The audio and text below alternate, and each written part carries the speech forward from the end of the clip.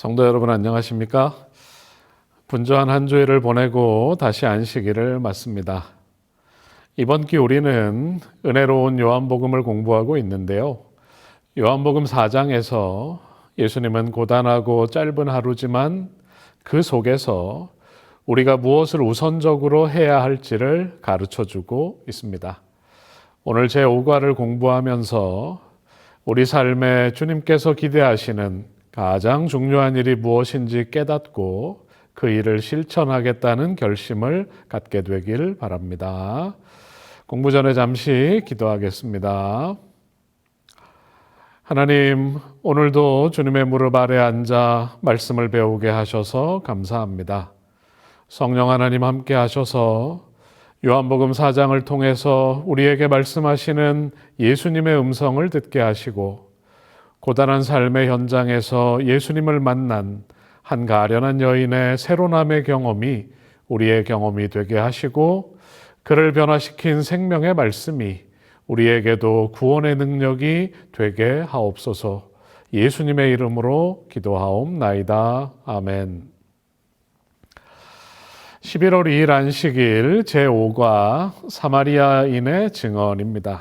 먼저 기억절을 읽겠습니다. 그 여자에게 말하되 이제 우리가 믿는 것은 내 말로 인함이 아니니 이는 우리가 친히 듣고 그가 참으로 세상의 구주신 줄 알미라 하였더라. 요한복음 4장 42절입니다. 오늘 연구 범위는 요한복음 4장을 중심으로 공부하게 됩니다. 안식일 서론 부분에는 요한복음 4장 이야기의 역사적 문화적 배경을 먼저 설명하고 있는데요. 남북이 분단되어 서로에 대한 오해가 커지고 갈등이 증폭되고 있는 우리나라의 현실은 남방 유다와 북방 이스라엘의 관계, 그리고 후에 유대인과 사마리아인 사이의 갈등을 좀 더 잘 이해할 수 있게 합니다. 분열 왕국 시대에 정치적 종교적 갈등이 있었을 뿐 아니라 북방 이스라엘이 아시리아의 공격을 받고 디글랏빌레셀 3세와 사르곤 2세에 의해서 대부분의 주민이 포로로 잡혀가고 이 지역에 아시리아와 메소포타미아인들이 이주하면서 그들은 혼혈이 되고 민족적 순수성을 잃었습니다. 그리고 후에 유대인들이 바벨론 포로에서 돌아왔을 때 사마리아인들은 그들의 재건을 방해하면서 서로 간 갈등은 더 커지게 되었습니다. 그 후 기원전 2세기 유대인 통치자 요한 히르카노스에 의해서 그리심산의 사마리아 성전이 파괴되었습니다. 예수님 당시 유대인과 사마리아인 사이에 심한 적대감이 있었고 상호 간 교류는 금지되어 있었습니다.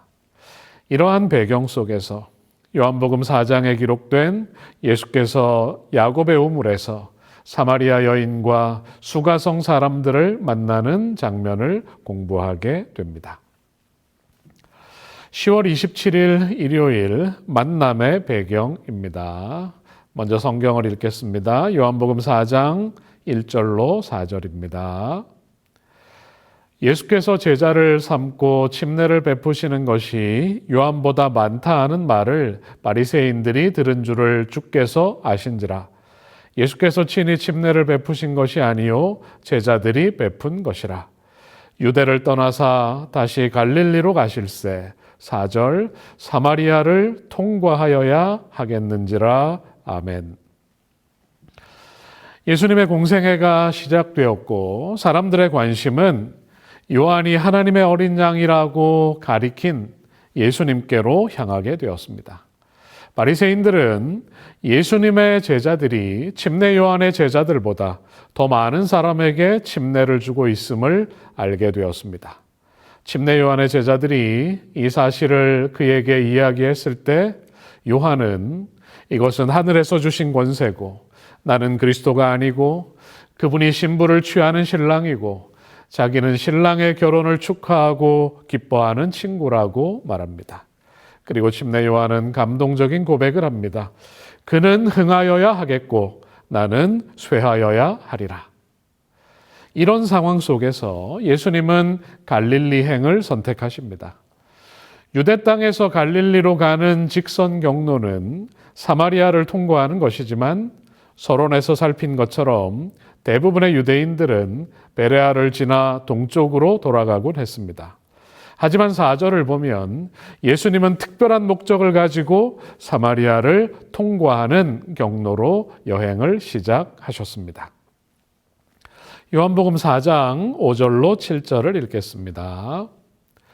사마리아에 있는 수가라 하는 동네에 이르시니 야곱이 그 아들 요셉에게 준 땅이 가깝고 거기 또 야곱의 우물이 있더라. 예수께서 길 가시다가 피곤하여 우물 곁에 그대로 앉으시니 때가 6시쯤 되었더라. 사마리아 여자 한 사람이 물을 기르러 왔음에 예수께서 물을 좀 달라 하시니 아멘. 자, 여러분에게 질문하겠습니다. 예수님은 이 기회를 어떻게 이용하여서 우물가의 여인과 대화를 시작하셨습니까? 수가성 남쪽으로 약 1.5km 지점에 세겜이 있고 이곳에는 야곱의 우물이 있습니다. 이곳은 가나안으로 돌아온 야곱이 에서의 동행을 거절하고 가나안에서 처음 정착한 곳으로 야곱이 팠다고 전해지는 우물이 있습니다. 갈릴리로 향하시던 예수님은 제자들이 먹을 것을 사러 간 사이 이곳에서 잠시 쉬셨습니다. 시원한 물이 눈앞에 있지만 뜰 수 없었던 예수님은 한 여인이 물을 길러 오자 그녀에게 물을 달라고 요청하셨습니다. 이 여인은 다른 여인들과의 접촉을 피하기 위해 주로 그들이 물을 깃는 신선한 아침이나 저녁을 피해서 뜨거운 한낮에 이곳에 왔습니다. 무언가 사연이 있어 보이는 이 여인은 이곳에서 예상하지 못한 한 사람을 만남으로 그녀의 인생이 달라졌습니다. 예수님은 이 여인을 만나기 위해 이른 새벽 여정을 시작하셔서 정오에 이곳에 도착하신 것입니다. 당시 유대에서 가장 주목받던 랍비와 모두에게서 숨고 싶었던 한 여인의 놀라운 만남입니다. 유대인 남자와 사마리아 여자가 대화하는 것이 금기시되던 시대였지만 예수님은 그 장벽보다 영혼이 소중했습니다. 우리도 개인주의가 만연해가고 자기 삶에 다가오길 거부하는 시대를 살아가고 있습니다. 심지어 자녀들마저 부모가 갖는 관심을 간섭으로 싫어합니다. 상대방을 긍휼히 여기고 진심으로 사랑하는 마음은 이 분리의 장벽을 넘어서 복음이 흘러가게 할 것입니다. 부담과 도전이 있지만 영적인 도움이 필요한 사람들을 향한 선한 감화력을 끼칠 수 있는 그리스도인이 되게 해달라고 간절히 기도하는 우리 모두가 되길 바랍니다. 10월 28일 월요일 우물가의 여인 부분을 보겠습니다. 먼저 요한복음 4장 10절과 13절, 14절을 읽겠습니다. 예수께서 대답하여 이르시되 내가 만일 하나님의 선물과 또 내게 물 좀 달라 하는 이가 누구인 줄 알았더라면 내가 그에게 구하였을 것이요 그가 생수를 내게 주었으리라. 13절 예수께서 대답하여 이르시되 이 물을 마시는 자마다 다시 목마르려니와 내가 주는 물을 마시는 자는 영원히 목마르지 아니하리니 내가 주는 물은 그 속에서 영생하도록 솟아나는 샘물이 되리라. 아멘. 자, 여러분에게 질문하겠습니다. 예수님은 이 여인에게 복음을 전하기 위해 이 만남을 어떻게 활용하셨습니까? 예수님이 여인에게 물 좀 달라 요구하시는데 사마리아인 그녀는 유대인 남자에게 쉽게 호의를 베풀 마음이 없었습니다. 예수님은 당신이 오히려 그녀에게 더 큰 것을 줄 수 있는 분임을 말씀하십니다. 내가 만일 하나님의 선물과 또 내게 물 좀 달라 하는 이가 누구인 줄 알았더라면 내가 그에게 구하였을 것이요 그가 생수를 내게 주었으리라. 여인은 그 말을 믿을 수 없었습니다. 그녀 앞에 있는 이 사람은 생수를 줄 수 있는 도구도 없을 뿐더러 특별한 능력이 있어 보이지도 않았습니다. 그녀는 상대방의 말문을 막기 위해 감히 일반인이 비교할 수 없는 이 우물을 팠다고 전해지는 이스라엘 조상의 이름을 말합니다. 당신은 야곱보다 더 크니까? 보통 사람이라면 이 여인의 질문에 말문이 막혀야 합니다. 그런데 예수님은 말씀하십니다. 이 물을 마시는 자마다 다시 목마르려니와 내가 주는 물을 마시는 자는 영원히 목마르지 아니하리니 내가 주는 물은 그 속에서 영생하도록 솟아나는 샘물이 되리라. 예수님의 이 권세 있는 가르침, 영적 진리 앞에서 니고데모가 굴복했던 것처럼 이 여인 역시 하나님의 아들 앞에서 고개를 숙입니다. 주여, 그런 물을 내게 주사 목마르지도 않고 또 여기 물기러러 오지도 않게 하옵소서. 인생길에서 인간을 초월하는 하나님을 만나고 그분 앞에 고개를 숙이고 그분에게 내 가장 처절한 필요, 구원을 간구하는 사람은 하나님의 자비와 용서를 통해 새로남을 맛보게 됩니다. 자, 여러분에게 질문하겠습니다. 생수에 관한 예수님의 말씀에 관한 구약 성경의 배경은 무엇입니까? 예레미야 2장과 스가랴 14장을 읽도록 하겠습니다. 예레미야 2장 13절입니다. 내 백성이 두 가지 악을 행하였나니 곧 그들이 생수의 근원되는 나를 버린 것과 스스로 웅덩이를 판 것인데 그것은 그 물을 가두지 못할 터진 웅덩이들이니라. 스가랴 14장입니다. 그날의 생수가 예루살렘에서 솟아나서 절반은 동해로 절반은 서해로 흐를 것이라.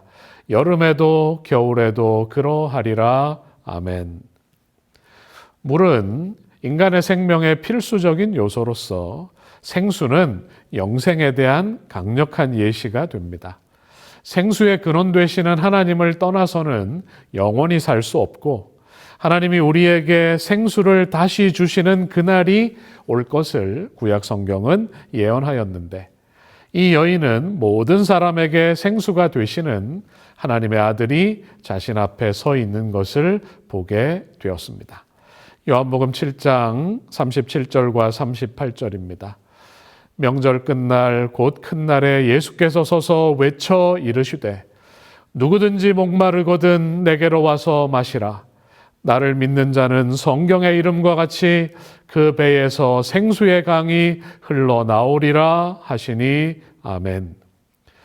예수님은 초막절에 성전의 제단에 풍성한 비와 수확을 주시는 하나님께 감사하는 마음으로 행하는 물붓기 의식을 보시면서 세상에서의 물과 비도 중요하지만 당신을 통해 모든 사람에게 흘러나가는 영원한 생명을 회복할 수 있는 보혈의 공로와 하나님의 구원을 받아 누리라고 호소하셨습니다.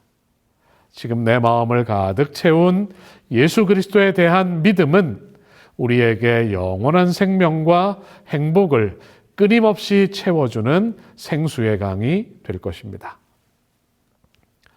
10월 29일 화요일 소지 주여 그 물을 제게 주사 부분을 보겠습니다. 성경 에스겔 36장 25절로 27절을 읽겠습니다.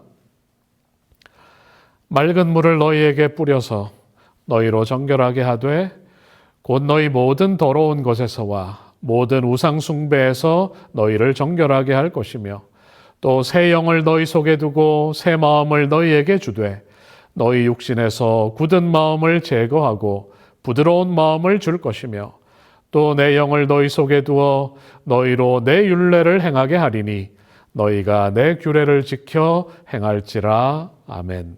질문입니다. 에스겔 36장 25절에서 27절은 예수께서 니고데모와 우물가의 여인에게 주고자 하셨던 진리를 어떻게 반영하고 있습니까? 에스겔 선지자를 통해서 하나님은 맑은 물을 통해 너희를 정결하게 하고 새 영을 너희 속에 두어 새 마음을 주셔서 하나님의 영이 그들 가운데 거하게 하시고 그들로 하나님의 율례를 행하고 규례를 지키게 하겠다는 영적 진리를 말씀하셨습니다. 예수님은 니고데모에게 거듭남에 대해서 그리고 사마리아 여인에게 당신이 주시는 다시 목마르지 않도록 영생하도록 솟아나는 샘물을 말씀하실 때 그 속에는 영적 진리가 담겨 있었습니다. 하지만 그들은 이 진리를 바로 이해할 수는 없었습니다. 그래서 영적인 의미를 모르는 이 여인은 매일 물길로 올 필요가 없어지는, 불편하게 다른 사람들을 마주칠 일도 없어지는 이 물을 달라고 한 것입니다. 이르시되 가서 내 남편을 불러오라. 예수님은 갑자기 왜 이런 말씀을 하셨을까요? 진리가 제시되었지만 그녀는 영적 진리를 회피하는 태도를 보였습니다. 하지만 치유를 갈망하는 그녀의 마음을 아시는 예수님은 그녀가 자신의 상황을 바로 보고 회개하고 구원을 얻을 수 있도록 하셨습니다. 이 여인은 예수님께서 주시는 생수를 받기 위해 자신의 죄를 깨닫고 구주의 필요를 느껴야 했습니다. 이 과정은 모든 사람에게 동일합니다. 나의 죄됨을 깨닫고 구주의 필요를 느낀 사람은 십자가를 향해 나아가서 십자가를 통해 주시는 하늘아버지의 용서와 사랑을 받고 새로운 사람으로 거듭나게 됩니다. 이 근본적이고 반드시 필요한 회심과 거듭남의 경험이 우리의 신앙의 시작이고 바탕이 되는데 이런 신앙이 되시기를 바라겠습니다. 10월 30일 수요일 예수님의 드러내 보이신 부분을 공부하겠습니다. 먼저 요한복음 4장 16절로 19절을 읽겠습니다. 이르시되 가서 내 남편을 불러오라. 여자가 대답하여 이르되 나는 남편이 없나이다. 예수께서 이르시되 내가 남편이 없다 하는 말이 옳도다. 너에게 남편 5이 있었고 지금 있는 자도 내 남편이 아니니 내 말이 참되도다. 여자가 이르되 주여 내가 보니 선지자로 소이다. 아멘. 자, 질문입니다. 예수님은 그 여인의 가장 은밀한 비밀도 알고 있음을 보여주기 위해 무엇을 하셨고 여인은 어떻게 반응했습니까? 남편을 데려오라는 말씀에 여인은 남편이 없다고 대답합니다. 그러면 대화가 끝날 줄 알았습니다. 하지만 예수님은 그녀의 과거와 현재를 다 아시는 분임을 그녀에게 알리셨습니다. 그녀는 예수님을 선지자로 인정하면서도 그분께서 주시는 밝은 빛을 받으려 하지 않았습니다. 그녀는 예배를 드리기에 합당한 장소에 대한 유대인과 사마리아인의 논쟁으로 이야기를 돌립니다. 예수님은 기꺼이 예배의 본질을 설명해 주십니다. 이 여인은 사마리아인들은 무엇을 예배하는지 모른 채로 여호와 신앙과 이교를 혼합한 예배를 드리고 있지만 유대인들은 하나님이 보여주시는 말씀에 따라 예배하고 있음을 이해해야 했습니다. 예배의 본질은 예배의 장소가 아니라 경배의 대상인데 하나님은 영이심으로 예배하는 자가 영과 진리로 예배해야 합니다. 영과 진리는 성령과 말씀입니다. 성령의 충만함 가운데 성경 말씀을 근거로 예배해야 함을 여인은 이해하게 되었고 이제 그녀는 더 많은 것을 깨달을 준비가 되었습니다. 요한복음 4장 25절입니다. 여자가 이르되 메시아 곧 그리스도라 하는 이가 오실 줄을 내가 아노니 그가 오시면 모든 것을 우리에게 알려주시리이다. 예수께서 이르시되 내게 말하는 내가 그라 하시니라. 아멘. 여인은 막연하지만 그녀의 마음에 가진 기대, 메시아의 소망을 이야기합니다. 예수님은 당신을 직접 메시아로 선언하시는 일을 주의하셨지만 이 여인에게 내게 말하는 내가 그라, 내가 오기로 한 메시아 그리스도라고 말씀하셨습니다. 잠시 정적이 흐르고 잠시 후 이 여인은 성령의 감동 속에 이 사실을 깨닫습니다. 많은 군중이나 영향력 있는 사람이 아닌 사마리아 여인, 아무도 관심을 갖지 않는 가련한 여인에게 당신의 모습을 예수님은 드러내셨습니다. 하나님의 자녀로서의 영광을 잃고 비굴하게 살아가는 가련한 당신의 자녀를 찾아오셔서 내가 너를 안다. 내가 너를 반드시 회복시키기 원한다. 애끓는 사랑을 보여주신 것입니다. 이런 생각을 해봅니다. 내가 이 외로운 여인은 아니었나? 혹 내 주변에는 이런 분리와 소외감을 느끼는 사람은 없는지 살피게 됩니다.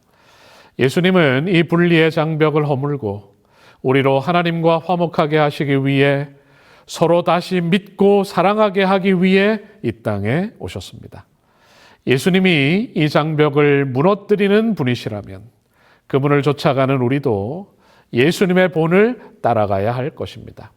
하나님과 막힌 담을 열어주고 서로 간 오해를 풀어주고 서로 하나가 되게 하는 일을 이루는 사람이 되어야 할 것입니다. 안식일 학교 반생 여러분, 나도 그렇게 살기로 결심하십니까? 우리의 아름다운 이 결심에 하나님께서 복을 주시고 함께해 주실 것을 믿습니다. 10월 31일 목요일 소지 사마리아인의 증언을 보겠습니다. 요한복음 4장 27절로 29절을 읽겠습니다. 이때에 제자들이 돌아와서 예수께서 여자와 말씀하시는 것을 이상히 여겼으나 무엇을 구하시나이까 어찌하여 그와 말씀하시나이까 묻는 자가 없더라. 여자가 물동이를 버려두고 동네로 들어가서 사람들에게 이르되 내가 행한 모든 것을 내게 말한 사람을 와서 보라. 이는 그리스도가 아니냐 하니 아멘. 질문입니다. 메시아를 발견한 이 여인은 어떤 놀라운 일을 했습니까? 예수님과 여인의 대화는 음식을 구한 제자들이 돌아오면서 멈춥니다. 누구도 왜 예수님께 사마리아 여인과 대화하시는지 묻지 않았습니다. 여인은 물동이를 버려두고 그가 예수님을 만남으로 경험한 생생한 이야기를 나누기 위해 달려갑니다. 39절로 42절을 읽겠습니다. 여자의 말이 내가 행한 모든 것을 그가 내게 말하였다 증언하므로 그 동네 중에 많은 사마리아인이 예수를 믿는지라. 사마리아인들이 예수께 와서 자기들과 함께 유하시기를 청하니 거기서 이틀을 유하심에 예수의 말씀으로 말미암아 믿는 자가 더욱 많아 그 여자에게 말하되 이제 우리가 믿는 것은 내 말로 인함이 아니니 이는 우리가 친히 듣고 그가 참으로 세상의 구주이신 줄 알미라 하였더라. 아멘. 여인이 마을로 달려가고 그녀의 증언을 듣고 동네 사람들이 오는 사이에 요한은 예수님과 제자들 사이에 있었던 대화, 예수님께서 제자들에게 그리고 우리에게 가르치고자 하는 교훈을 기록합니다. 예수께서는 이 여인에게 구원의 계획을 알려주는 것이 음식을 먹고 육신의 필요를 채우는 것보다 훨씬 더 중요했다. 영혼을 구원으로 인도하는 것이 그분의 목적이었으며 이 기회를 통해 제자들에게 비록 환영받지 못할지라도 언제든 복음을 전하는 것이 시급하다는 것을 가르치고자 하셨다. 교과 74쪽 중간 부분의 내용입니다. 예수님이 그렇게 하신 것처럼 여인도 그가 만난 메시아를 증거하는 일을 먼저 했습니다. 이 여인을 통해 많은 사마리아인들이 예수님을 믿게 되었고 그들은 예수께서 그곳에 머물러 주기를 요청했고 예수님은 이틀을 유하셨습니다. 그 후 사마리아인들은 이렇게 증언합니다. 그 여자에게 말하되 이제 우리가 믿는 것은 내 말로 인함이 아니니 이는 우리가 친히 듣고 그가 참으로 세상의 구주신 줄을 알미라 하였더라. 이 고백은 예수님을 온전히 만난 한 사람의 증언이 얼마나 큰 힘을 발휘할 수 있는지 보여줍니다. 바울은 그의 서신에서 우리가 예수 그리스도의 편지요 향기라고 말합니다. 예수님께서 내 삶에 행하신 일들 그리고 내 삶을 변화시키신 기적에 대해 이웃에게 담대히 증거하고 그들에게 선한 영향력을 끼치는 사람으로 서게 되길 소원합니다. 11월 1일 금요일 결론과 결심을 나누겠습니다. 예수님은 유대인들의 편견을 따르지 않고 사마리아인을 찾아가셨습니다. 그는 여인에게 호의를 구하심으로 마음을 얻으시고 그녀가 새롭게 되기 위해 자신의 본 모습을 바로 보게 하셨습니다. 예수님은 이 땅에서 편견과 적대심을 가진 사람들이라 할지라도 복음을 전하셨고 그것이 예수님의 가장 큰 관심사였고 시급한 일이었습니다. 예수님을 통해 복음을 받아들인 사마리아 여인은 그가 받은 복음을 수가성 사람들에게 증언하므로 그의 마음속에 영생하도록 솟아나는 생수가 있음을 증거하였습니다. 복음을 증거하는 일이 예수님께 중요하고 시급한 일이었다면 이 일은 당신의 제자들인 우리에게도 마찬가지입니다. 너는 말씀을 전파하라. 때를 얻든지 못 얻든지 항상 힘쓰라. 너의 마음에 그리스도를 주로 삼아 거룩하게 하고 너희 속에 있는 소망에 관한 이유를 묻는 자들에게는 온유와 두려움으로 항상 대답할 것을 준비하라는 사도들의 권면이 이번 한 주 나의 삶에서 실천되기를 소원하며 오늘 공부를 마치겠습니다. 다 함께 기도하겠습니다. 하나님 아버지, 자주 예배에 참여하지만 신령과 진정으로 예배하지 못하고 주님의 다시 오심을 고대하지만 믿음대로 살지 못하고 세상에 속하여 시간에 쫓기며 정신없이 하루하루를 보낼 때가 많았지만 오늘 내가 있는 우물가에 오셔서 나를 만나주시니 감사합니다. 다시 내 자신의 모습을 살피고 구주이신 예수님을 보게 하시고 주님의 용서와 사랑으로 온전히 변화되는 삶을 살게 해 주옵소서. 내가 만난 예수님, 나를 데리러 오실 구주를 소개하는 일을 부끄러워하지 않게 하시고 기회를 주실 때마다 담대하게 주님을 증언하는 증인으로 서게 해 주옵소서. 예수님의 이름으로 기도하옵나이다. 아멘.